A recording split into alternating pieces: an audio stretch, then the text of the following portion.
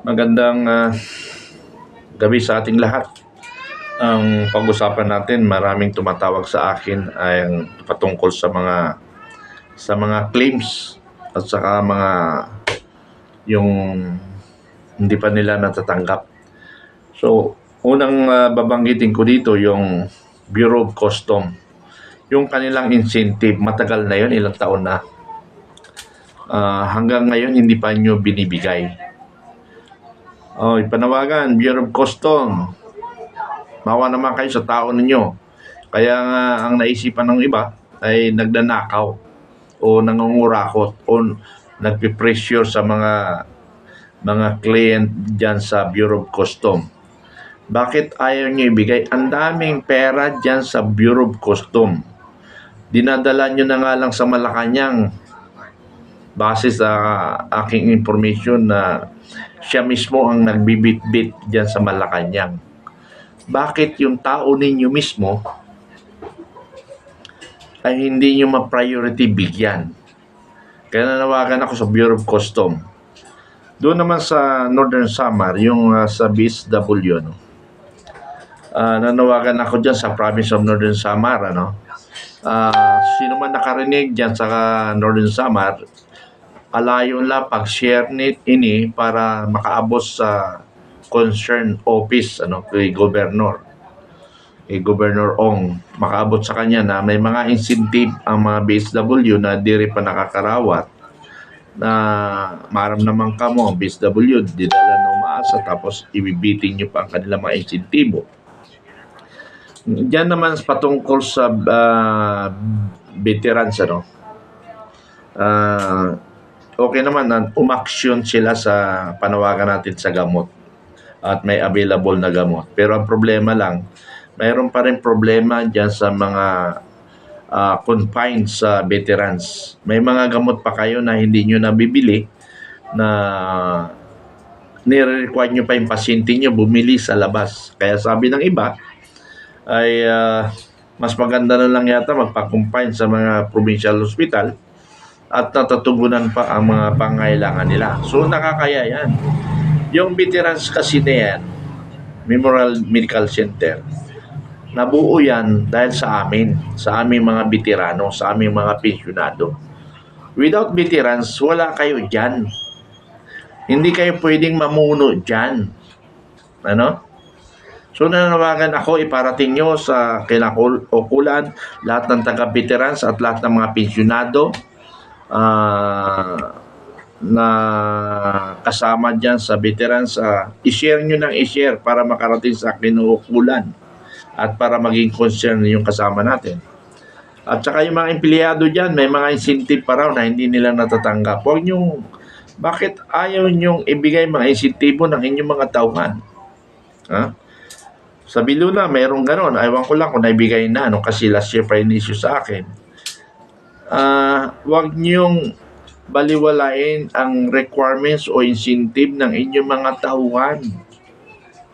Bakit walang pundo? Hindi nyo naman pera yan eh. Pera ng gobyerno yan. O ayaw nyo mabawasan yung inyong incentive, ang inyong tinatawag na savings. Huwag kayong magnanakaw kasi nga mga demonyo lang yung magnanakaw. Kapal na mukha nyo, pati anak ninyo, asawa ninyo, ang kakapal na mukha ninyo. Kung sino man magnanakaw yung kapal na mukha nyo, sana kayong unahin kunin ni Lord. Mga mandurugas kayo. Okay, sa PGMC, panawagan ko, PGMC. Wake up, PGMC.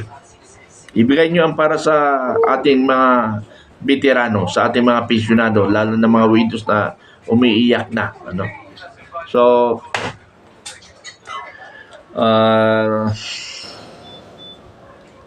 dyan sa, pero balita ko sa PGMC, marami na rin nakakatanggap. Pero sa akin pakiramdam, marami pa rin hindi alam. Marami pa rin hindi nakakatanggap, pabalik-balik pa rin. Bakit ganun ang sistema natin? Commodore Cases, nag-usap na tayo, bakit bumalik naman sa dati? Isang example ito, nung nagkaroon kayo ng karaban sa 9 Division sa Bicol, mayroong isang pensyonada, widow, nagtanong, ganito problema. O sige, pagdating ko sa Manila, aayusin ko. O ipapalo up ko, pipiberkan kita. Kinuha pang cellphone. Yun, hanggang ngayon, wala pang feedback. At maraming ganon. Kaya useless, Commodore Cases, ang pag-iikot mo, kung hindi naman natutugunan, dapat ang pag-iikot mo, Commodore Cases, hindi sa tinuturuan kita. Ang iniikot mo, nagbibigay ka information sa programa mo. Sa programa mo. Pero hindi mo natutugunan yung pangangailangan nila na marami ng panahon na lumipas. Yun ang dapat bigyan nyo ng tugon. Kasi malaking tulong yun sa mga pamilya natin. Sabi mo pa nga sa United States Coast Guard ba yun? United States Coast Guard, kasi diyan ka nag-graduate. Isa sila nagpapasalamat ang Estado sa pagsiservisyo nila. At sana naman hindi babaliwalain. Dito sa atin sa bansang Pilipinas, ganun pa rin. Pero alam ko, Commodore Cases, hindi mo rin nakakayanan sa mga bagay na dapat mong ipaglaban. Kasi nga, mas marami sila kaysa versus nag-iisa ka. Pero naintindihan kita. Pero mas lalo maintindihan ang ating mga pensyonado kung tutugunan mo ang kanilang mga claims. Sabi ko nga sa inyo mga kababayan, 4.9 billion yan. Bakit hindi nyo maibigay? 18 billion plus yan. Naibigay nyo less than 1 year ang 13 billion. And yet, yung 4.9 billion, almost 8 years na, hindi nyo pa naibibigay. Ano ang dahilan? Nagastos na ba nila ng mga senior ninyo? Bakit hindi nyo maibigay? Yung mga requirements na sinasabi, kung gusto, maraming paraan. Pag ayaw, marami kayong dahilan. Ngayon ang naging dahilan nyo, Jago. Isa ka pang waray-waray na Jago officer. Isa kang general commander dyan na Jago. Kayo ang nagiging dahilan. Kayo ang nagiging palusot ng PGMC. Kayo ang sinisisi ng PGMC. Mabagal daw kayong kumilos dyan sa Jago. EFP, Jago. Mga abogado pa naman kayo. Ang babagal ninyo. Yan yung katwiran ng PGMC. Hindi ko lang sabihin kung sinong officer. Sabi niya, sir, hindi naman namin pwede persa ng Jago. Kasi position nila yan, hindi naman sila namin under. So, Jago, kayo ang nagiging dahilan ng pagbagal ng pag-release ng kanilang pensyon. Dati, ang COA.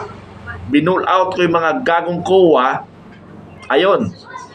Siguro, sabi niya, huwag niyo kami gawing dahilan. Kami ang napubuisit kasi nga, nasabihan pa nga ako, siguro sabihan ng isang gagong kernel na ang COA dapat kinukuha rin. Totoo naman Totoo naman dapat yung COA, may nagkukuha rin. Ako ang magkukuha sa mga lahat ng COA. Tingnan natin. Pero hindi ko pangarap yan. Kasi maliit lang na bagay yan na matutulungan ko. Mayroon ako isang opisina, gusto ko na matulungan para mabago ang sistema ng Pilipinas. Alam niyo sa totoo lang, maraming matatalino, maraming magagaling. Pero hindi man nila ginagawa. Yun yung problema, hindi nila ginagawa. Sa totoo lang, napakadali. Ang mahirap lang dyan talaga naman, hindi cooperative ang mga tao, ang mga bawat ahensya. Yun ang mahirap. Pero kung hindi mo tutulugan yan, pipersahin mo, magagawa natin yan. Tibay lang ng puso, tibay ng damdamin, mga kaibigan. So, patuloy tayo, mga kaibigan. Iyan ang panawagan ko. Para sa ating mga kababayan.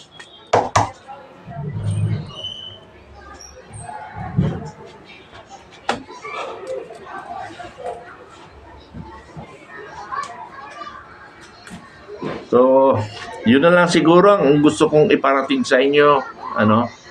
na sana yung mga ahensya na yan, mga nagparating sa akin reklamo, kung ano mang reklamo ninyo, ano mang ahensya, ano mang individual problema, iparating ninyo.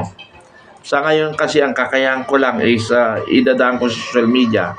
Pero kung ako ay siniswerte na mayroon tayong pundo, ako mismo ang pupunta sa mga opisina. Ako mismo ang pupunta sa opisina para makausap natin ang mga head na dadalhin natin yan sa Republic Act 11032 na kung saan dapat umaksyon, tumugon sila sa ating reklamo. So mga kaibigan, Bureau of Custom, veterans, Biluna. Anyway, ang Biluna medyo tumugon, pero may mga problema rin minsan, pero mas okay ang Biluna kaysa sa PGM, sa veterans. Kaya nga, lagi na lang ako sa Biluna. Nakataon naman na nagkaroon ako ng anak na sundalo. Kaya, dyan na lang ako sa Biluna. Okay. So, maraming salamat sa Northern Samar. Wake up. Marami kayong problema dyan, Northern Samar. Yung flood control ninyo dyan. Yung mga project nyo dyan. Tugunan natin. So, yun lang. Maraming salamat. Maraming salamat sa lahat na nakikinig. Bukas, paalala ko pala, bukas, makita-kita 28 June sa EDSA Monument. Sa harap ng Corinthian, yung grupo ng grupo namin, grupo ng UPI, grupo ng PDP, grupo ng Filipino Guerrilla Forces. Doon tayo magtipon-tipon sa harap ng gate ng Corinthian, alas 2 ng hapon. Maraming salamat.